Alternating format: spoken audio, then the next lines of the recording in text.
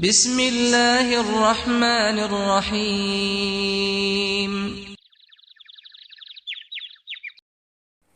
لبیک اللہم لبیک لبیک لا شریک لک لبیک ان الحمد والنعمت لک والملک لا شریک لک۔ السلام علیکم ورحمۃ اللہ وبرکاتہ۔ امید ہے آپ سبھی لوگ بخیر ہوں گے۔ میری دعا ہے آپ جہاں بھی رہیں خیر و عافیت کے ساتھ رہیں، اللہ تعالیٰ کے رحمت اور رحم و کرم اور حفظ و امان میں رہیں۔ میں ہوں حافظ محمد ناطق سلام اور آپ دیکھ رہے ہیں یوٹیوب چینل دینی گارڈن۔ ناظرین، میرے چینل میں آپ کا پھر سے ایک بار استقبال ہے۔ عمرہ اور حج جیسے اہم فریضے کو آپ کنٹینیو سیکھ رہے ہیں، چونکہ آپ کو اب معلوم ہو چکا ہے کہ حج کا عمل ایک بہت ہی بڑا عمل ہے۔ اس کو بغیر سیکھے بغیر سمجھے ہم نہیں کر سکتے ہیں، چونکہ اکثر یہ دیکھنے میں آتا ہے کہ بغیر سیکھے لوگ چلے جاتے ہیں، سمجھتے بھی نہیں ہیں، جانتے بھی نہیں ہیں، فارم بھر دیتے ہیں اور حج کے نام پہ جانے کے لیے تیاری کر لیتے ہیں۔ سامانوں کا اکٹھا کرنا اور ضروریات کی چیزوں کو لے جانا، یہ تو اس کی تیاری کر لیتے ہیں، لیکن اصل جو ہمارا ہے کہ ہمارا عمرہ اور ہمارا جو حج ہے، یہ جس کے لیے آپ عبادت کرنے کے لیے جا رہے ہیں، جو آپ کا بالکل خالص مقصد یہی تھا، اس چیز کو آپ بغیر سیکھے چلے جاتے ہیں، سیکھتے نہیں ہیں، اور یہ دل میں رہتا ہے کہ چلو سیکھ لیں گے نا، دیکھ لیں گے، سمجھ لیں گے، لیکن یہ سب اپنے آپ کو دھوکہ دینے والی بات ہے، اور یہ سوچ آپ کو دھوکہ دینے والی سوچ ہے۔ آپ اگر یہ سوچتے ہیں کہ ہم سیکھ لیں گے تو سوچنے سے نہیں ہوتا ہے۔ جب تک کہ آپ عمل میں نہیں آئیں گے، سیکھنے کی کوشش نہیں کریں گے، آپ سیکھنے والے اعمال کو آپ نہیں اپنائیں گے تو آپ نہیں سیکھ سکیں گے۔ ناظرین، آپ ہمارا یہ ویڈیو دیکھ رہے ہیں، اگر آپ نئے ہیں تو آپ کو یہ پوری بات سمجھنے کے لیے آپ کو پارٹ نمبر 1 سے دیکھنا ہوگا۔ یہ دیکھ لیں، اس کے دیکھنے کے بعد پارٹ نمبر 1، پارٹ 2، 3، 4 لے کر کے کنٹینیو آپ اس کو ضرور دیکھیں، تبھی آپ حج کو پوری طرح سے سمجھ سکیں گے اور سیکھ سکیں گے۔ ناظرین، آپ یہاں پر سیکھنے کے لیے موجود ہوئے ہیں، آپ شوق کے ساتھ سیکھ رہے ہیں، یہ بہت اچھی بات ہے،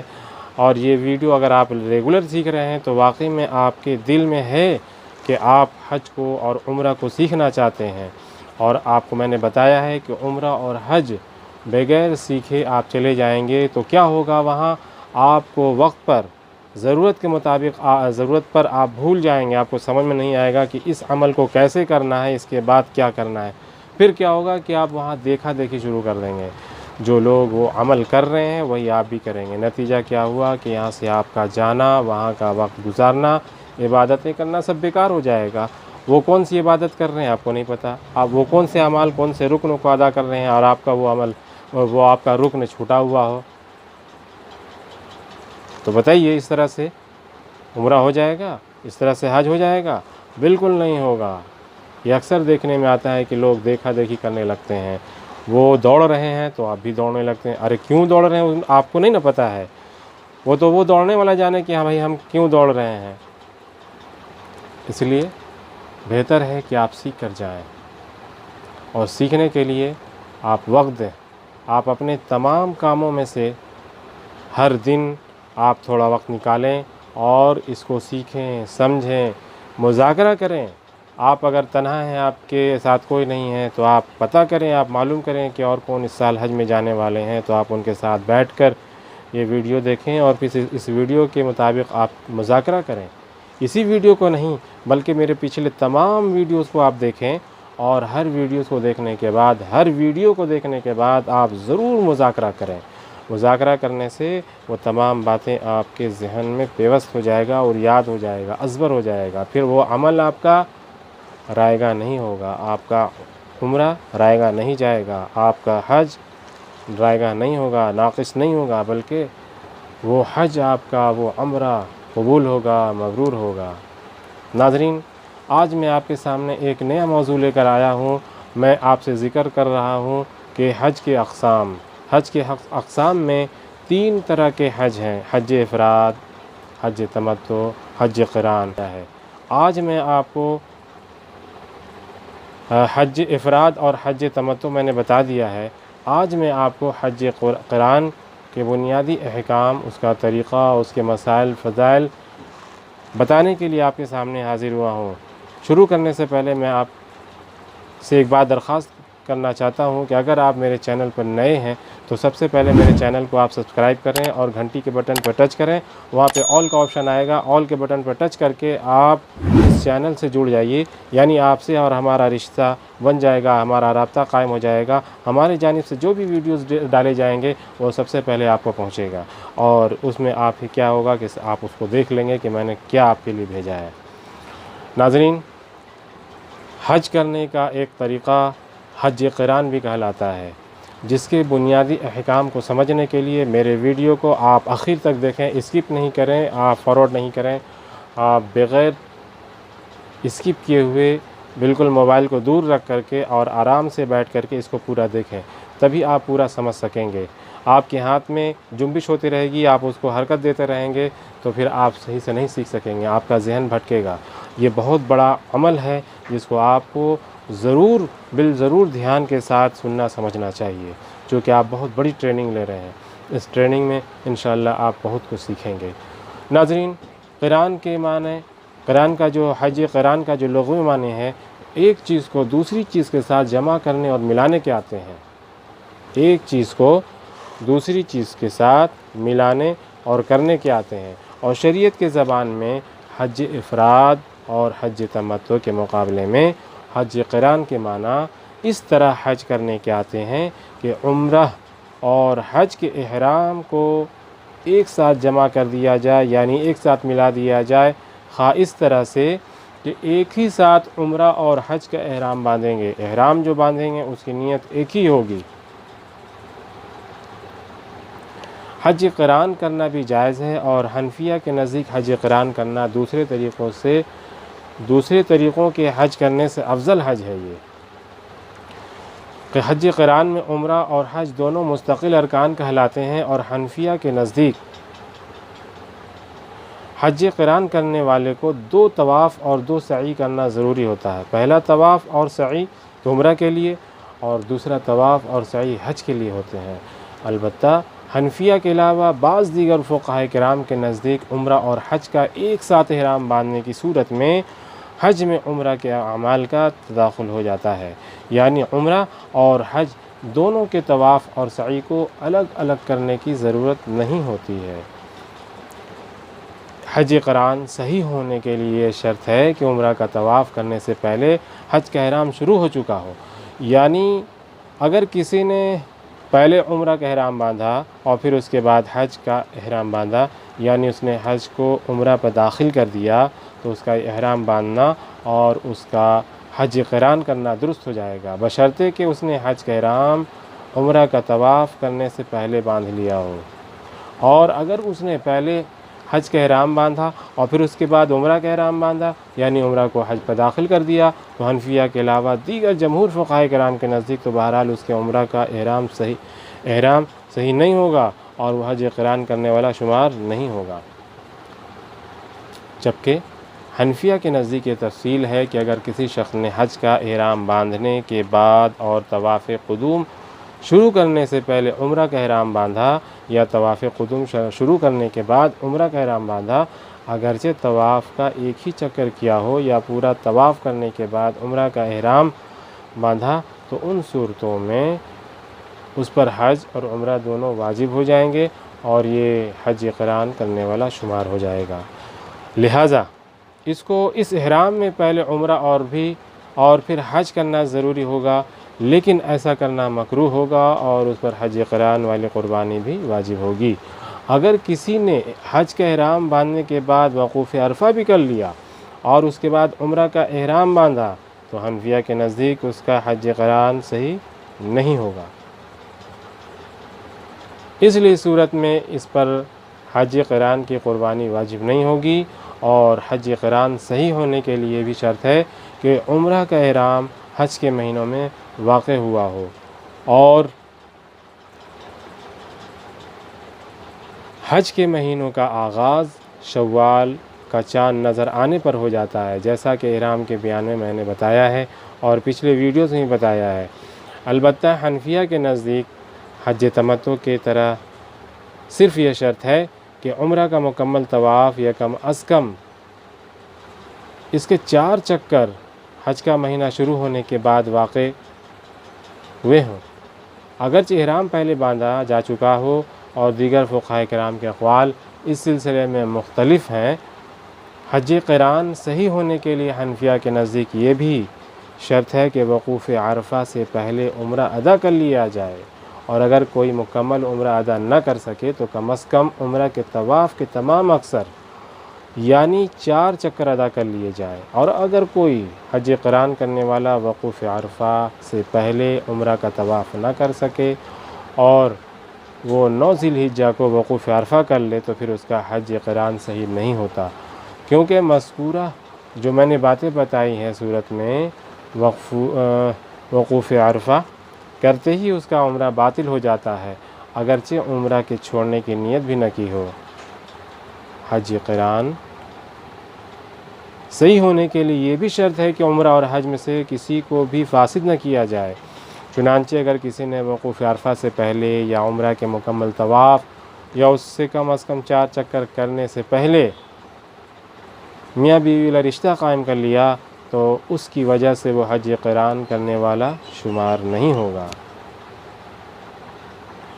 حج قران صحیح ہونے کے لیے حنفیہ کے نزدیک یہ بھی شرط ہے کہ حج کرنے والا حرم یا حل یعنی میقات سے اندر کا رہنے والا نہ ہو بلکہ میقات سے باہر کا رہنے والا یعنی آفاقی ہو، اور جو شخص حرم کا رہنے والا ہو یا حل یعنی میقات سے اندر کا رہنے والا ہو تو اس کو جس طرح حج تمتع کرنا درست نہیں، اسی طرح حج قران کرنا بھی درست نہیں ہے، ورنہ دم جنایت واجب ہوگا۔ جبکہ حنفیہ کے علاوہ دیگر جمہور فقہاء کرام کے نزدیک میقات سے باہر کے رہنے والوں کی طرح میقات سے اندر یعنی حل اور حرم کے رہنے والوں کو بھی حج تمتع کی طرح حج قران کرنا جائز ہے، البتہ ایسے لوگوں پر حج قران کرنے کے نتیجے میں حج قران کی قربانی واجب نہیں ہے۔ حج قران صحیح ہونے کے لیے بھی شرط ہے کہ حج قران کا احرام باندھنے کے بعد اس کا حج فوت نہ ہوا ہو، جو کہ وقوف عرفہ کا بالکل وقت نکل جانے سے فوت ہو جاتا ہے۔ حج قران کے احرام کا طریقہ یہ ہے کہ عمرہ اور حج دونوں کا میقات سے احرام باندھے، یعنی اپنے مقام سے باندھ کر کے چلے، اور حج قران کرنے والے کو احرام باندھتے وقت عمرہ اور حج دونوں کی نیت کرنی چاہیے، جیسا کہ میں نے پچھلے ویڈیو میں ذرا سا بتا دیا تھا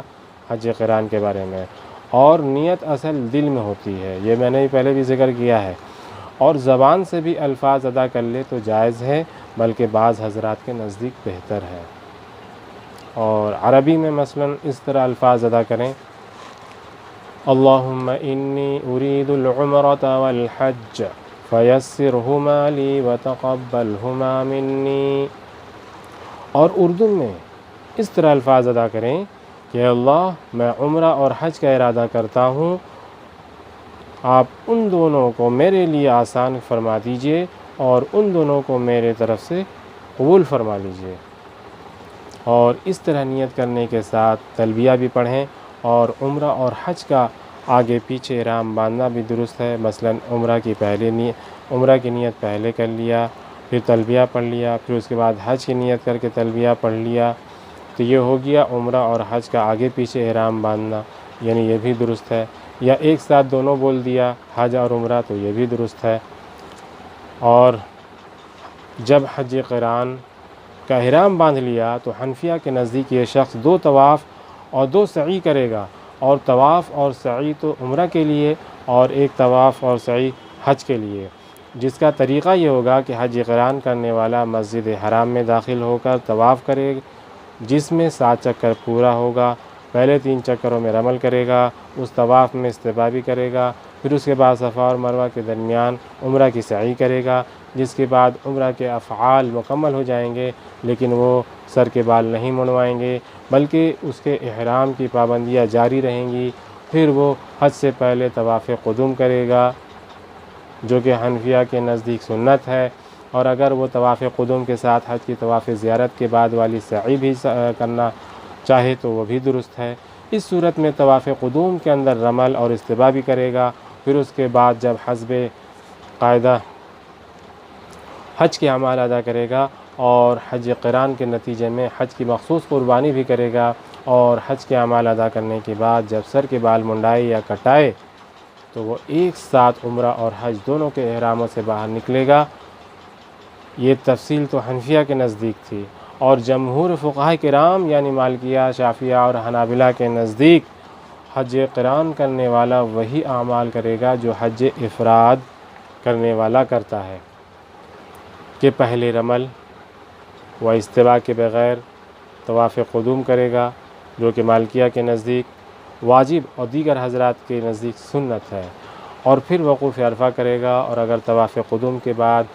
حج کی سعی کرنا چاہے تو وہ بھی کر سکتا ہے، مگر اس صورت میں طواف قدوم میں رمل اور استباء بھی کرے گا۔ پھر اس کے بعد حسب قاعدہ حج کے افعال ادا کرے گا اور حج قران کی قربانی بھی ادا کرے گا، اور حج مکمل کر کے احرام سے باہر نکل جائے گا۔ حج قران کرنے والا حنفیہ کے نزدیک 10 ذی الحجہ کو جمرہ عقبہ کی رمی، اس کے بعد حج قران کی قربانی اور پھر سر کے بال منڈانا ہی احرام سے یہ کرنے کے بعد نکلے گا، اور اس پر زوجین کے مخصوص تعلقات کے علاوہ احرام کی تمام پابندیاں ختم ہو جائیں گی، اور مالکیہ اور حنابلہ کے نزدیک 10ویں تاریخ میں بڑے شیطان کو کنکڑیاں مارنے سے زوجین کے خصوصی تعلقات کے علاوہ احرام کی باقی پابندیاں بھی ختم ہو جائیں گی۔ پھر اس کے بعد جب طواف زیارت اور سعی دونوں کر لیے جائیں یا سعی پہلے کر چکا ہو تو صرف طواف زیارت کرنے سے بالاتفاق زوجین کے خصوصی تعلقات بھی حلال ہو جاتے ہیں۔ حج قران کرنے والے پر حج قران کے نتیجے میں حج کی قربانی بھی واجب ہے، اور اس قربانی کے جانور کے لیے بھی وہی شرائط ہیں جو عام قربانی کے لیے شرائط ہیں، جس میں بکری، دمبا، گائے، اونٹ، بھینس، بیل وغیرہ جو ہیں، یہ کسی جانور کی بھی قربانی جائز ہے۔ اور جمہور فقہاء کرام کے نزدیک اس حج کی قربانی کے گوشت کا حکم عام قربانی کی طرح ہے، جس سے خود کھانا اور امیر و غریب کو کھلانا اور صدقہ و ہبہ کرنا سب جائز ہے۔ اور اگر کوئی شخص قربانی کرنے سے عاجز ہو تو اس کو قربانی کے بدلے میں 10 روزے رکھنے کا حکم ہے، جس کی تفصیل میں نے حج تمتع کے ویڈیو میں بتا چکا ہوں، اور آگے قربانی کے بیان میں الگ سے بتاؤں گا تو اس میں بھی آ جائے گا۔ اگر کوئی حج تمتع کرنے والا اپنے ساتھ یعنی حج کی قربانی کا جانور لے کر جائے تو حنفیہ کے نزدیک وہ عمرہ کر کے احرام سے نہیں نکلتا، لہٰذا ایسے حج کرنے والے شخص کا احرام حج قران کے احرام میں کی طرح ہوتا ہے۔ اسی وجہ سے اگر یہ شخص عمرہ کے اعمال سے فارغ ہو کر بال منڈانا چاہے تو اس پر دم جنایت واجب ہے۔ منانے کا ارادہ نہیں، منانے کے بعد ہی دم جنایت واجب ہوگا، مگر اس صورت میں حنفیہ کے نزدیک احرام کی خلاف ورزی کرنے پر دوہری خلاف ورزی شمار نہیں ہوتی، اور مذکورہ جو میں نے ذکر کیا اس کا حکم صرف حنفیہ کے نزدیک ہے، جبکہ دیگر فقہاء کرام کے نزدیک یعنی حج کی قربانی کا جانور ساتھ ہو یا نہ ہو، بہرحال عمرہ کرنے کے بعد احرام کی پابندیاں ختم ہو جاتی ہیں، جیسا کہ میں نے پہلے بتایا ہے۔ حنفیہ کے نزدیک حج قران کرنے والا عمرہ اور حج دونوں کا احرام باندھتا ہے، اور اس کے حق میں عمرہ اور حج دونوں مستقل رکن شمار ہوتے ہیں، لہٰذا اگر کوئی حج قران کرنے والا احرام کی کسی پابندی کے خلاف ورزی کرے تو پھر اس پر دوہرا یا ڈبل کفارہ واجب ہوتا ہے، ایک عمرہ کے احرام کی خلاف ورزی کرنے کا اور دوسرا حج کے احرام کی خلاف ورزی کرنے کا۔ جبکہ حنفیہ کے علاوہ دیگر جمہور فقہاء کرام کے نزدیک حج قران کرنے والے کو بھی احرام کی خلاف ورزی کرنے پر ایک ہی کفارہ واجب ہوتا ہے، اور اس کی وجہ یہ ہے کہ ان حضرات کے نزدیک قران میں حج اور عمرہ کے طواف اور سعی میں تداخل ہو جاتا ہے۔ اگر کسی عورت نے حج قران کا احرام باندھا، پھر اس کو طواف کرنے سے پہلے وہ ایام آ گئے جس میں ان کے نماز معاف ہیں، یعنی کہ حیض کا زمانہ آ گیا یا نفاس شروع ہو گیا، اور وقوف عرفہ تک جاری رہا تو وہ عمرہ کیے بغیر حج کی نیت کا احرام شروع کر کے وقوف عرفہ کرنے کے نتیجہ میں حنفیہ کے نزدیک حج افراد کرنے والی شمار ہوگی، اور وہ اپنا حج افراد کے طریقے پر کرے گی، اور اس پر حج قران کی قربانی واجب نہیں ہوگی، مگر اس کے ذمے عمرہ کی قضا اور ایک دم واجب ہوگا عمرہ کا احرام ترک کرنے کی وجہ سے۔ جبکہ حنفیہ کے علاوہ دیگر فقہاء کرام کے نزدیک مذکورہ صورت میں وہ عورت ایک طرف طواف اور ایک سعی کرے گی اور اسی سے وہ حج قران کرنے والی شمار ہو جائے گی، کیونکہ ان کے نزدیک حج قران میں ایک ہی طواف اور ایک ہی سعی ضروری ہوتی ہے، اور اس پر حج قران کی قربانی بھی واجب ہوگی، بشرطے کہ وہ مسجد حرام کے حاضرین میں سے نہ ہو، جس کا ذکر میں کئی مرتبہ پہلے کر چکا ہوں۔ آپ ہمارے ویڈیو کو بخوبی دھیان سے سن رہے ہوں گے، دیکھ رہے ہوں گے، تو آپ میری تمام باتوں کو سمجھ رہے ہوں گے۔ امید ہے کہ یہ ویڈیو آپ کو ضرور پسند آئی ہوگی اور اس ویڈیو سے کچھ نہ کچھ نیا ضرور سیکھا ہوگا۔ اگر یہ ویڈیو اچھی لگی ہے تو اسے لائک کیجئے، چینل پر نئے ہیں تو چینل کو سبسکرائب کیجئے اور سبھی لوگ کے ساتھ شیئر کیجئے تاکہ اور لوگ بھی اس ویڈیو سے کچھ نہ کچھ نیا سیکھ سکیں۔ میں حافظ محمد ناطق سلام پھر ملوں گا ایک نئے ویڈیو میں، تب تک اپنا بہت دھیان رکھیے، ہنستے رہیے، مسکراتے رہیے، روزانہ کچھ نہ کچھ نیا سیکھتے رہیے تاکہ آپ کا حج کا سفر کامیاب ہو سکے۔ السلام علیکم ورحمۃ اللہ وبرکاتہ۔